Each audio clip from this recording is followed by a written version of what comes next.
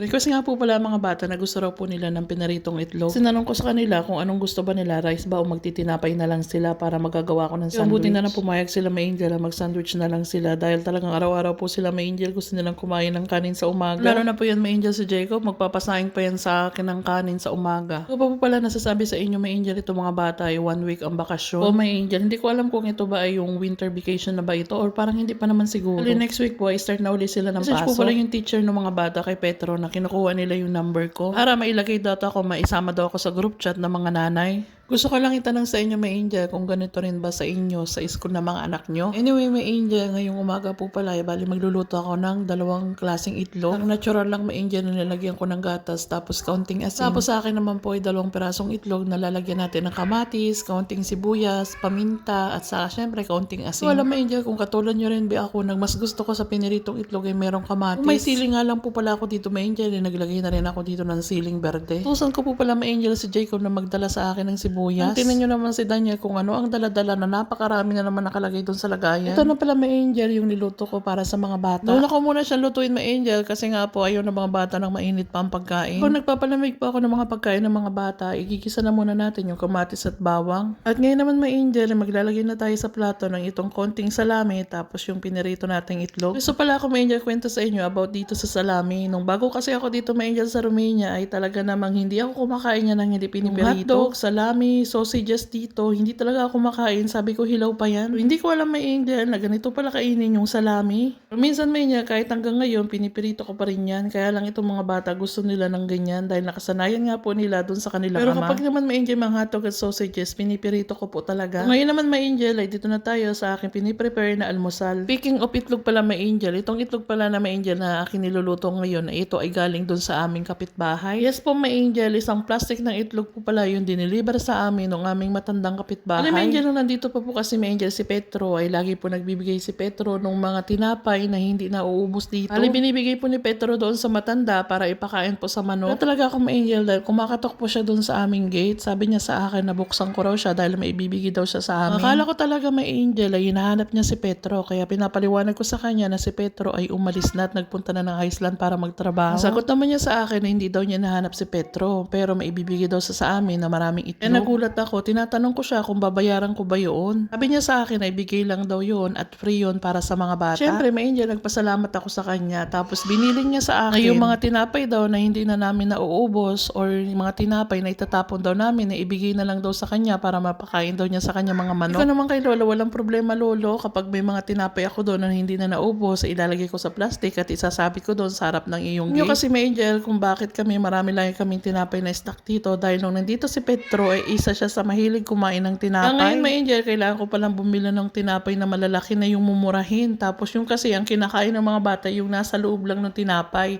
Kasi yung nasa labas po ng tinapay na ay medyo matigas. Mamaya pala may Angel, pag ako'y pumunta doon sa grocery store, bibili na ako siguro ng mga 2 tinapay. Kasi nakakaya din kay Lolo. Ang dami niyang itlog na binigay sa amin. Yun nga lang hindi ko talaga nakuna ng video. Diba may Angel, kapag tag-ano yan ng mais, lagi kaming merong mais dyan, saka kamatis, saka strawberry. Basta kahit ano kasing maani ni Lolo sa kanyang garden may Angel, ay kami sinishare niya ng gulay at prutas. May Angel, nag-request ako kay Petro na gusto ko mag-alaga ulit ng manok. Kasi ngayong buwan talaga to may Angel, tag-itlog ng mga manok. Ang sabi sa akin ni Petro may Angel ay nawala na raw siyang time na magawa pa ng kulungan. Dahil alam nyo naman may Angel na winter dito sa Romania at kailangan talaga na may masisilungan ng mga manok. Ba may Angel na malaking tulong yung pag-aalaga ng manok dito dahil talaga naman yung mga manok dito may Angel ay ang bibilis lang yun nga lang may Angel, hindi pa panahon para mag-alaga dahil hindi naman ako marunong gumawa ng kulungan. Isa na may Angel yung katalagang kulungan lang na para sa atin yung tatawag sa amin nun ay tangkal doon sa Marinduque. Ay kaya lang hindi po pwede yun dahil mapapasukan pa rin yun ng lamig. Nagawa kasi nila may Angel na kulungan dito. Parang yung kulungan ng manok ay parang isang bahay din siya na maliit. Tapos kailangan nakasemento rin siya. Tapos nilalagyan mo rin siya ng mga styrofoam